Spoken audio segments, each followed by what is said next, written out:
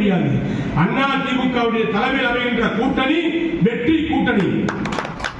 இதுதான் நாடாளுமன்ற கூட்டணி. தொடர்ந்து 100 ஆண்டுகள் அதிமுக 6 முறை சட்டமன்றத்தில் வீர முழக்கமிட்டு மறைந்து போனாரே எங்கள் தலைவர் விருது மேலான தலைவி புரட்சித் தலைவி அம்மா அவர்கள். அந்த தாயுடைய வார்த்தை வீண் போகாது. எடப்பாடியார் வாயிலாக அந்த வார்த்தை கட்டளையாக நிறைவேற்றப்படும். பிரபாகரன் ஈழத்தலைவர், பிரபாகரனுக்கு ஒப்பான வீரத்தை பெற்றவர் எங்களால் எடப்பாடியார். அதற்காக அமைதியை உருவமாக தேவைப்படுகிற எங்களால் எடப்பாடியார். எடுத்த முடிவுகளை பின்பாகாத எண்ணம் கொண்டவர், லட்சிய பிடிப்பு கொண்டவர், சமூகத்தினுடைய காவலராக வழங்கக்கூடிய எடப்பாடியார். அவர் செய்திருக்கின்ற சாதனைகள் எல்லாம் நான் ஒரு புத்தகமாக ஒரு வார அரசியல் துணை என்ற பத்திரிகையில் எழுதி வருகிறேன்.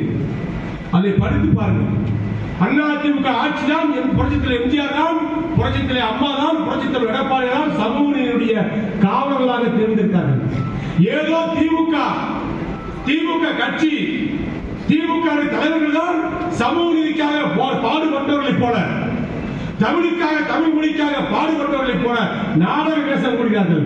அந்த நாடக வேஷத்தை அடித்து நொறுக்கி உண்மையை வெளிச்சத்து கொண்டு வருவதுதான் எனது நோக்கம். அதை சரியாக செய்து கொண்டிருக்கிறேன். அதிமுக தலைவர்கள் தான் சமூகத்தினுடைய காவலாக விளங்கியவர்கள். தமிழ்நாட்டுடைய மக்களுக்காக